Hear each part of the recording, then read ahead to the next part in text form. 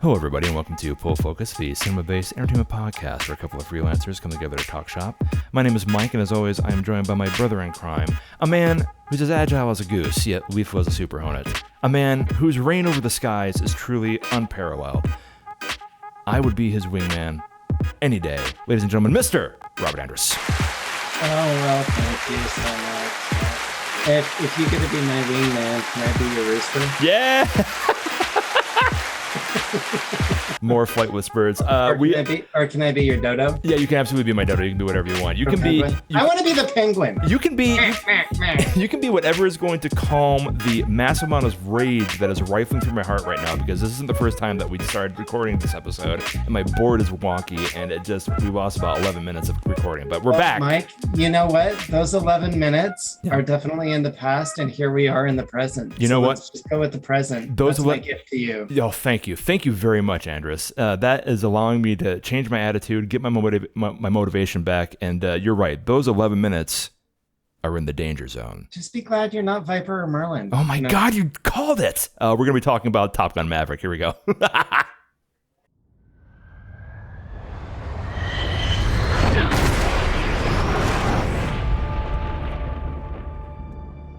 What do we have here? God, here I thought we were special. Fellas, this here's Bagman. Hangman. Whatever. What the hell kind of mission is this?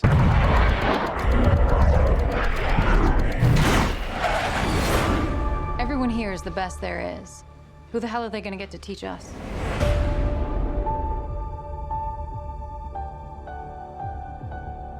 Captain Pete Maverick Mitchell. Let me be perfectly blunt. You are not my first choice. You are here at the request of Admiral Kazansky, AKA Iceman. He seems to think that you have something left to offer the Navy. What that is, I can't imagine. With all due respect, sir, I'm not a teacher. Just want to manage expectations. What the hell? Good morning, aviators. This is your captain speaking. And we're off. Here we go. In 3, 2, 1.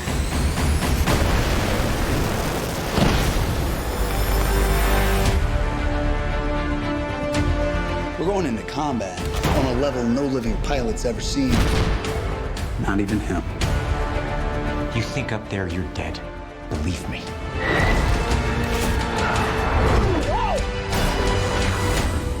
My dad believed in you. I'm not gonna make the same mistake.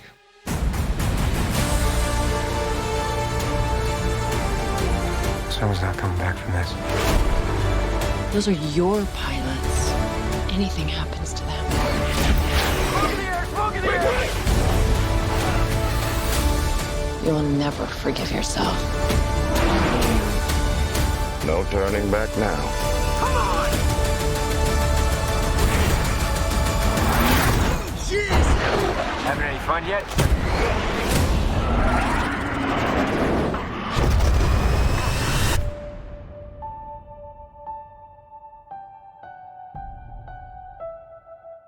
So as you guys can tell, we are going to be talking about the international, the record-breaking, technically speaking, and also when it comes to the money and the power that's coming to this movie, the amazing Top Gun, sequel to Top Gun Maverick.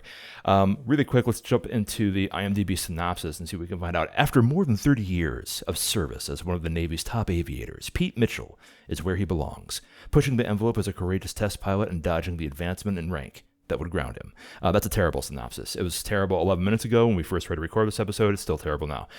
We are, of course, going to be talking about the whole movie, Top Gun Maverick. So if you guys have not seen it yet... Spoiler alerts! Spoiler alerts! Stop what you're doing. Go and watch it. It's a pretty good movie, but you'll find out as to why we think that in just a moment. And then come on back and see if you agree with us or not with what's going on. This synopsis here, when I was doing some research in regards to this, Andrus, is something that kind of like peeved me off a little bit because we are dealing with a movie here that by IMDb records has broken so many box office records here. And like, there's a situation where, from a writing standpoint, from like a storytelling standpoint, we talked about it a little bit before my board conked out. It is, could be described as a good sequel. But when we're dealing with, gross worldwide record over $1 billion here, and it was under a $170 million budget and gained $127 million in its first opening weekend, I think that we need to go into like this weird kind of dichotomy in talking about this movie with our review. I want us to talk about, the way in which the story is still prolonging like this machismo, alpha male, fun, summer blockbuster attitude, but also the way in which they're able to really change the way in which cinema like this can be shot now because of the immense amount of power that was coming behind it from the technical specs and everything. We talked about earlier about how when this movie that's been in development for probably 4 or 5 years, we'll verify that with the wiki later on, but it has been in the motions for a while. And the first thing that came out like last year, or maybe even a little earlier this year, was like this small documentary of like how they were like shooting it, how Tom Cruise was and the actors were actually being put into the jets. Let's jump in and get to the story really quickly with the synopsis and get away from that. We are dealing with Pete Maverick Mitchell coming about, and he opens up with Tom Cruise. It's opening up, and we see him do the usual thing that we would see him from Top Gun. He's being a badass, and he's piloting the Dark Star. And we were able to see a culmination of Lockheed Martin and Skunk Works, a technical designer out for the United States.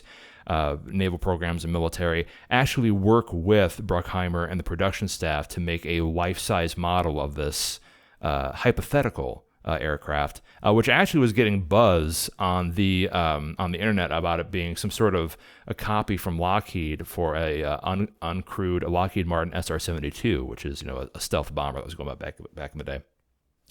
Very seldom do we run into a piece of cinema that has so much power behind it, where we're getting government contractors to step in and help the creative process.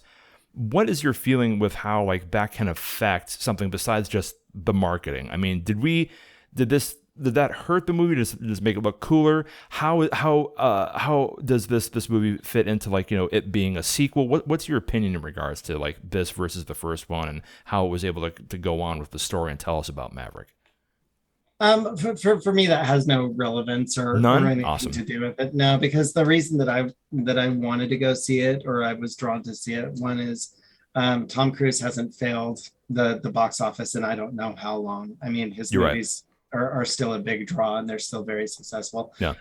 Obviously, you're going to talk about that in a moment, but but Tom Cruise is the pull. Top Gun is the pull. I mean, I think both of us were products of 80s movies, and Top Gun is one of the biggest of the 80s as far as dudes flying around and like having bro time and stuff like that. So, well, I mean, like topless volleyball was one of my favorite pastimes when I was in high school. I mean, that's what we all did. All of us got into the grease. All of us did the whole Crisco bake in the sun and played volleyball just Absolutely. like men did in Top Gun 1 and Top Gun 2. Apparently, so you're not missing anything. Just crisping up. But I mean, just the idea, like I've always enjoyed movies that have to do with wars and planes and all of the things that this movie it's exciting. It's part of our history. So even as a child, I was drawn to that kind of action, and I've got to say this movie did not disappoint in that sense either, because I was feeling the G-force being pulled in my seat because of the visuals. Well, depending on where you saw it, right? You could get into a theater that actually mimicked the movement. Yeah, no, I didn't do that. Yeah, but I mean, I was being my own mechanical chair with the power of imagination. Everything is possible. Exactly. But I mean, to your point, I would say if there really was military basis for what the fighter jets were doing and what that specific plane was designed for and how it was designed and all of that adds to the aesthetic and the vibe of what this movie is. Yeah. And it was really, really fun So it was super fun. So I'll give it credit for that. I appreciate that. I think that when we go through though, and we talk about like the technical versus the storytelling, that's kind of the places where it kind of like it got cut in half for me. When we're dealing with like the plot here, it's a normal plot. Maverick has been doing his own thing. He's always been, a loose cannon. He gets in trouble, and in order for him to, maintain his sense of identity, which is him being a pilot, and they make those lines in the movie too. Is like, he's a pilot first, he's a man second, or something along those lines. I'm paraphrasing, but they say something like that specifically in the dialogue. They give him one more chance to make it so that he can keep his wings, and so he goes back to the Top Gun program to train the best of the Navy pilots in the world, in the United States, of course, to go through this dangerous mission where they have to pull off these ridiculous stunts inside of a rock cavern and with pinpoint accuracy bomb a uranium depot in some country that they have to go about. And it's pretty cut and dry in that regard. And I think that one of the reasons as to why people have been giving the movie so many good points is because it's something that's reflective of something that we miss. Like, to your point, this movie is bent on not only the first movie that came out back in the 80s, but it's also bent on American history, American filmmaking. We are a country that has, definitely had the bulk of our cinematic history just drenched in action films. And I think it might be nice to be reminded that, movies like that can still be made and they can still, garner a profit, in this case, a record-breaking profit. So, there's going to be chances for, more points in that IP later on so people can enjoy it more. How much of this movie was running on nostalgia and how much of it was running on, like, Tom Cruise putting out this remarkable ad campaign with, like, the documentaries popping up, they're using new technology and whatever, but which do you think is probably driving people to be put into the seats here? Or is it just a promise of, seeing the number one blockbuster of the summer? I would say it's a little bit of all of it. Certainly nostalgia was a big part of why I went to go see it, but I don't think Tom Cruise has missed a beat on any of his movies. He's pretty remarkable. Like, I mean, yeah. I think out of all of the movie stars out there, he's one of the top grossing of all time, I would imagine. He's like one of the last, movie stars, like in quotes. Sure. Sure. So for me, the idea of going to see a movie like Top Gun is, one, it's an action movie. Two, it's a sequel based on a beloved story and beloved characters. And three, we get to we get to live in that nostalgia again, and maybe see something a little bit different. It's a good feeling. Which ultimately I don't think really happens in this one, but certainly it didn't disappoint in the entertainment value. Well, the story is pretty cut and dry. We go back to Top Gun with Maverick, and we're able to see the next group of highly trained, capable pilots. And the casting here is going to be pretty run of the mill. We have talented people here, but they're there because they have the capability of being able to really put forth these personas of just like tough men and women who can pass the test and do what they can to provide defense for the country and be badass pilots. The casting goes through. We have Miles Teller, who is playing Rooster. We have Monica Barbaro, who plays Phoenix. Jay Ellis as Payback. Glenn Powell as Hangman. Manny Jacinto as Fritz. Jack Schumacher as Omaha. Danny Ramirez as Fanboy. Lewis Pullman played Bob, my favorite character in the story. And it's about this whole thing where we have these people who are badasses. Who's going to teach us what to do? Well, the legend is going to teach you. And when we get out of this, what I think is just this tired point of dialogue where it's just beautiful people talking about how kick-ass they are. And then when we move on to the real stars of the film, which I have to give credit to the actors here, and we'll tell you as to why, because the way they shot this movie was ridiculously phenomenal. We get to the real star of the movie, which is the dogfights, the jets, the ways in which they're going to perpetrate war. And it's just amazing to me. Like, when could you sense because I could see it was like cut and dry. I mean, like Jennifer Connelly is here too. She's playing Penny Benjamin as a love interest, and I absolutely love and adore Jennifer Connelly, one of the most consummate masters of the craft. Oh my goodness! But were you able to?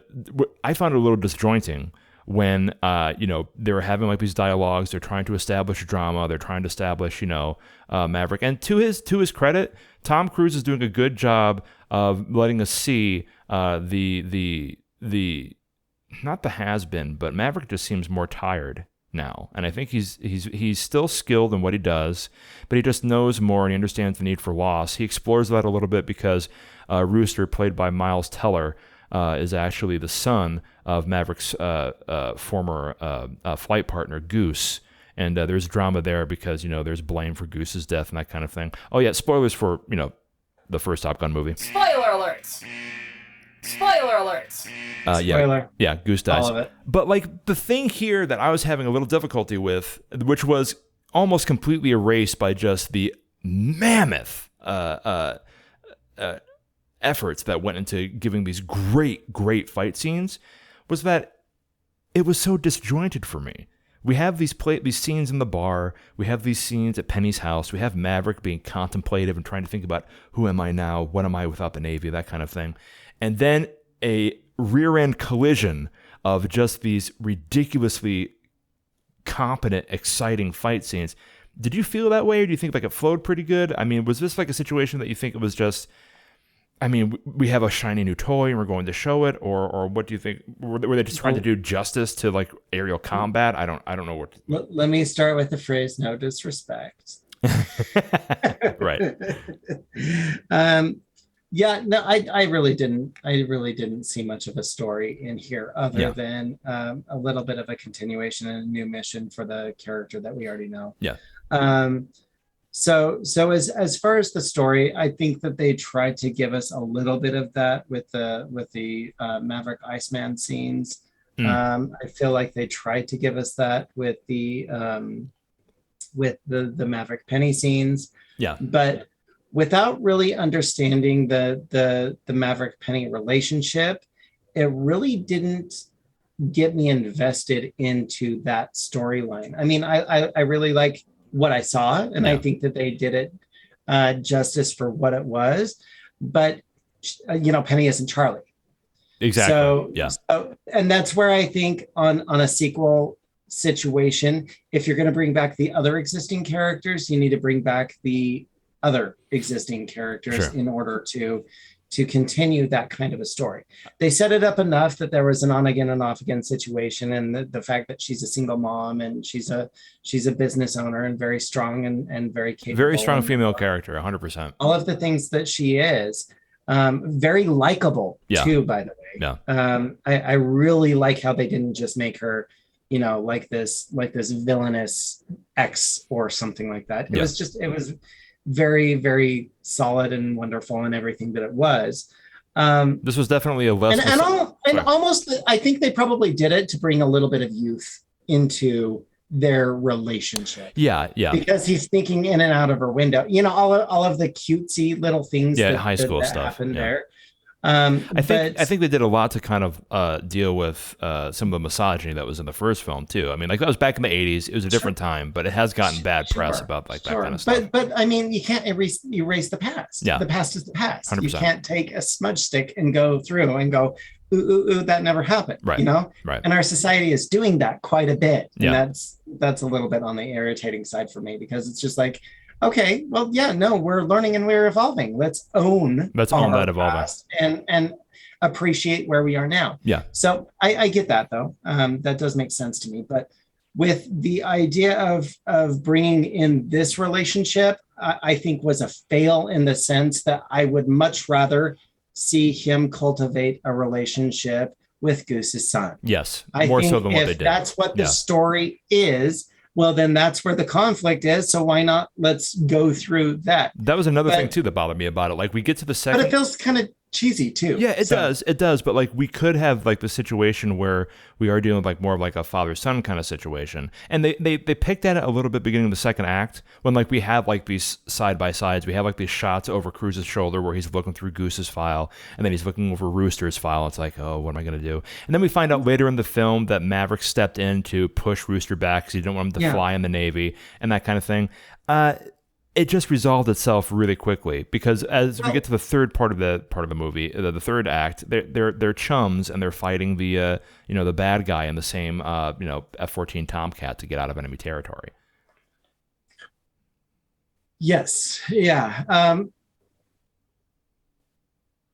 Man, there was just something that popped into my head that just makes the story so much more impactful, and that's kind of where I was going. Where you were going? I cut you off. I'm sorry. Because if they're going to bring back other characters like Iceman, why not bring back Carol? Yes. Even if it's a flashback to when they made the decision that really this whole story is the conflict is based upon, which is Maverick interferes. Yes. In Rooster's development and Baby Goose's. I'm going to call him Baby Goose. Yeah, I got Baby Goose. I love it. Get like Meg Ryan back in here. I'm like, have like that's exactly scene. my point. Yeah. If you're going to bring back everybody else anyway, let's bring back Meg Ryan as Carol. They've already established that she's dying of a terminal illness. Right. So let's see that deathbed response. Let's see that deathbed conversation. Well, no, they can't kill Carol and Iceman in the same movie. They had to but they absolutely can. They absolutely can. And that's my point because they did it anyway. Yeah. So why not? Let's see it. Right. You know what I mean?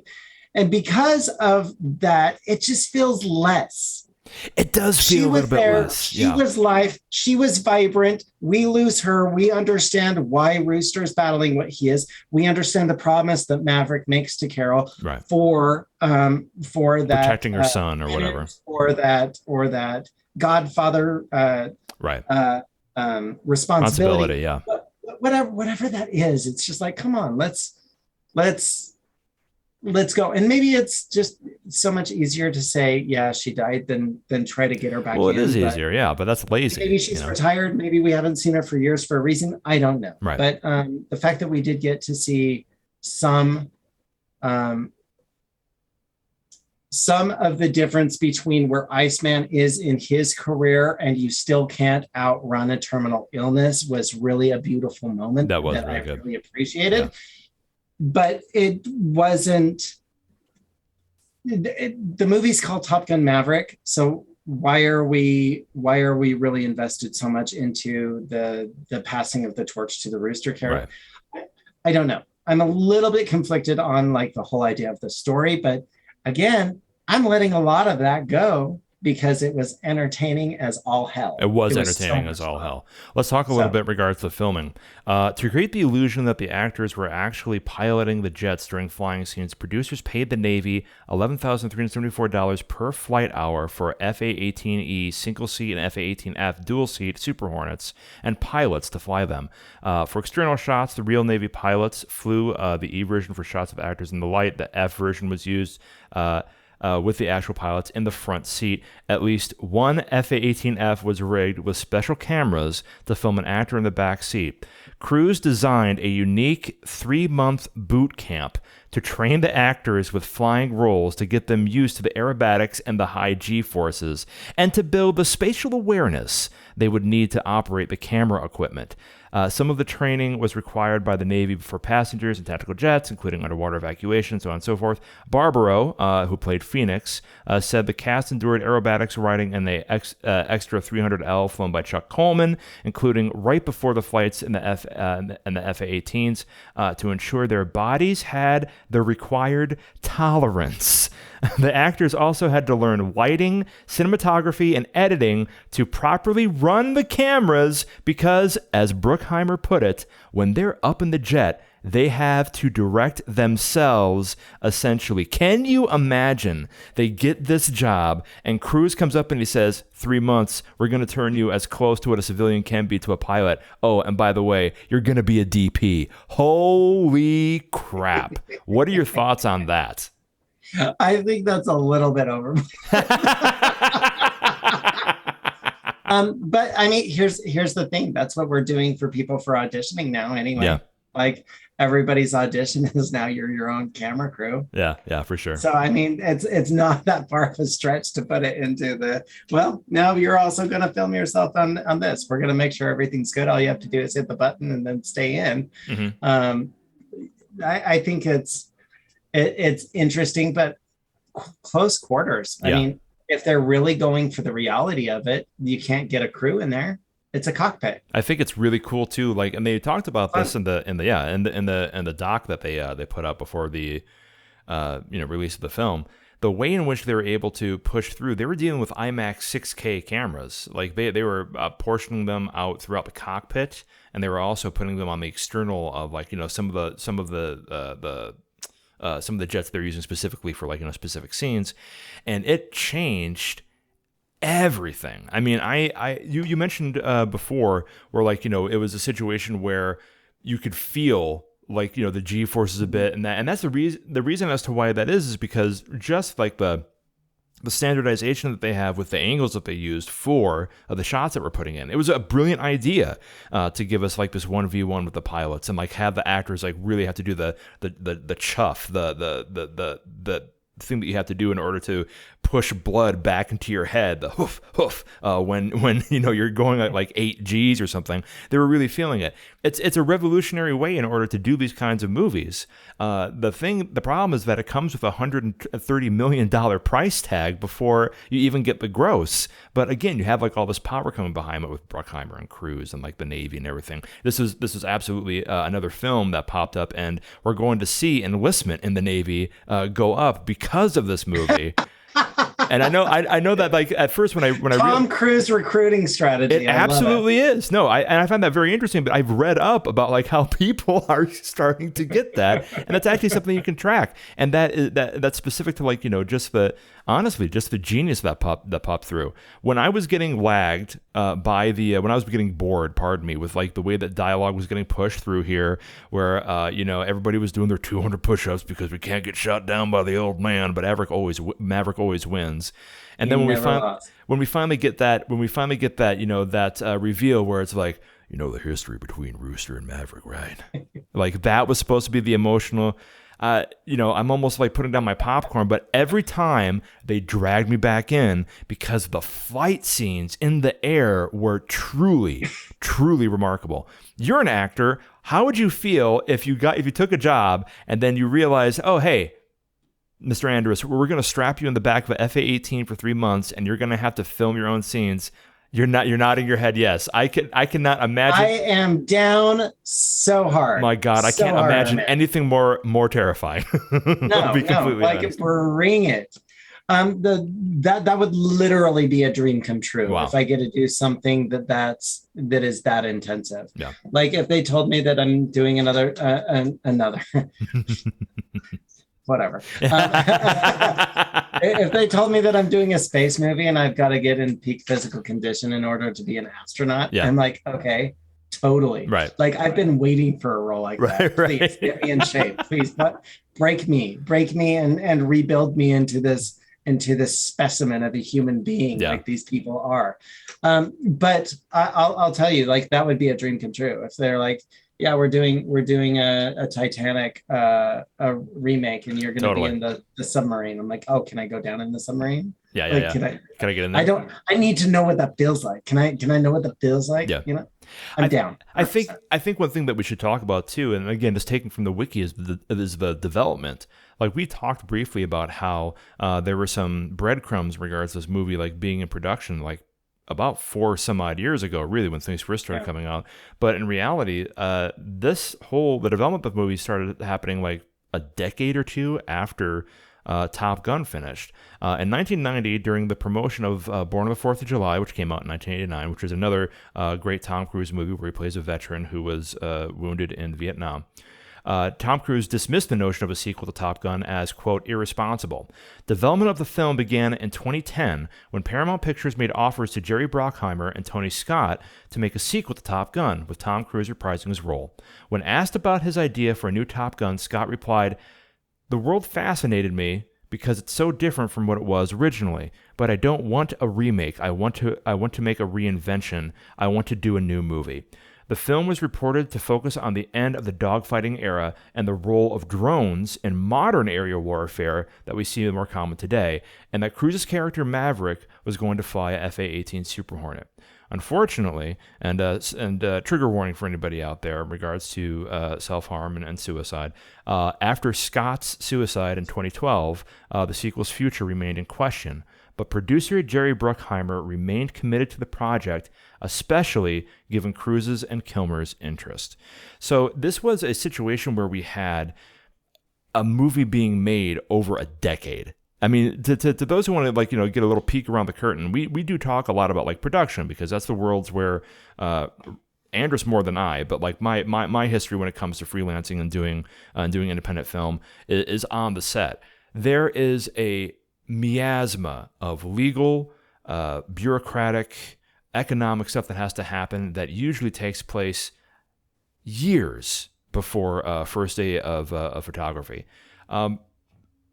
Why do you think that this movie was able to be an idea for so long and not get kiboshed, even though we had the very unfortunate situation of Scott's suicide back 10 years ago or so, Andrus?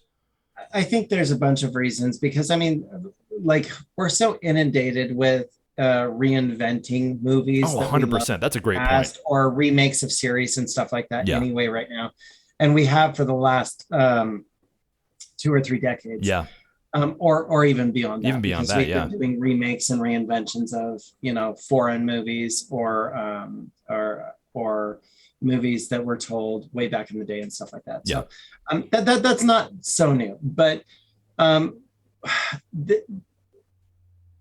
there's something about a mega blockbuster that does so well that is open-ended to interpretation for a sequel in any fashion. That's a great point. But I think that if you really look at Top Gun as a movie, there's so many different directions to take a sequel on it. I'll agree with you on that. So many ways to move forward in this story, because not everybody died. Yeah, exactly. Not everybody ended their career. Not everybody did anything. They celebrated this big, fantastic win.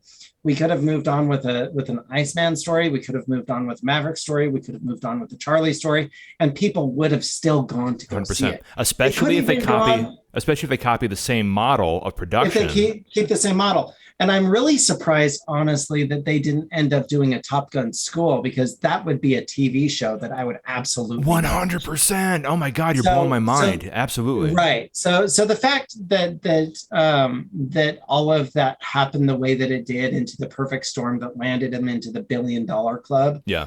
I think that there's a reason for that. I mean, if anybody has relatives like my brother, he was obsessed with Top Gun when it first came out. Right. To the point where he learned to play the theme song on the piano. And he would play it every day that he would get home from school. That's awesome. I mean, the soundtrack was epic. Yeah. The idea of becoming this pilot was inspirational. There's so much about the first Top Gun that was so special in how they did what they did with that movie. Was it a great movie? No. Some people will say it's the best movie ever made. Some people will. That's my brother's perspective, right? Yeah. But everybody else, no, that it has flaws just like anything else. But it was great storytelling. Yeah, I'll give it that. And 100%. It was great entertainment. It was great entertainment. You're absolutely right. So it checked off so many different boxes. Yeah. So, but as blockbusters have to in order to, But for it to be decades in the making, that's no surprise at all, because I mean, what else is there that we can also do decades in the making? It's a good point. Anymore. I mean, Avatar is a great one to bring up right now, because Avatar was done when? And how many sequels do we have coming out? When? Yeah. People are willing to relive those days. Not patient, but they're willing to pay. Yeah. They're willing to pay. You hit the nail right on the head, Andrus, as usual. So, I think that's a really good point to remember. As we're now getting close to the end of the episode, we have to cut it a little bit short for this one because of cool stuff happening. But really quickly, let's talk in regards to the cast. Obviously, this movie doesn't get made with Tom Cruise, so I'm not going to ask you like that's question where it's like, is it a different movie without Tom Cruise? It absolutely is. Absolutely is. Absolutely is. But like, what were your feelings in regards to like the supporting cast? Because I'm not giving everybody enough credit in that regard. We got John Hamm. Oh, no. We Like have, literally everybody that was in this movie did a great job. Yeah. I'm going to throw that out there right there. Gotcha. I was going to ask you, why was Bob your favorite? Why was Bob my favorite? Because he was the underdog. He was the one that everybody was like made a little bit of fun of, because they were like, "What's your call sign?" There's that scene in the bar. What's your call sign? Oh, it's Bob. No, man. What's your call sign? It's Bob. It's Bob.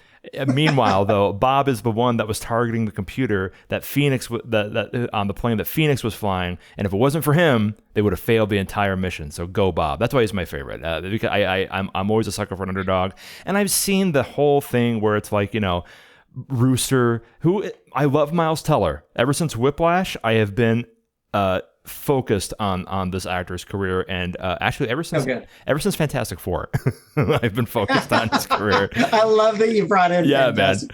Man. But man, what a force. But I mean, like, we've seen that before, where it's like, I hate you, but I need you to love me. But you're not my dad, but I loved your dad. And then it's like, hey, I do love you. You know, that kind of thing. It's this old trope that gets pushed through. But I mean, that being said, this is one of those situations, I think, where the actors are given this 80s script, and they do it very well. I mean, what else are you going to do? You're a couple of badasses who are learning how to be better badasses, in my opinion.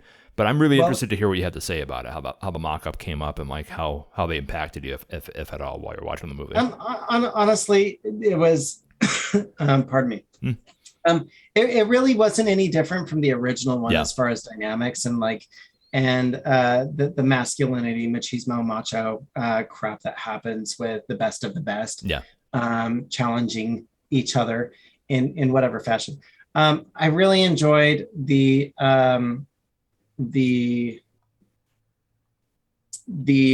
result of the volleyball scene. The volleyball scene was important for me on this one for the team aspect of it, where it was so gratuitous in the first one. It was really right. It was really it was just skin candy for everybody back in the day. Yeah. Whereas this one, it was still that, but it made sense why they were doing it. It was absolutely a team building exercise.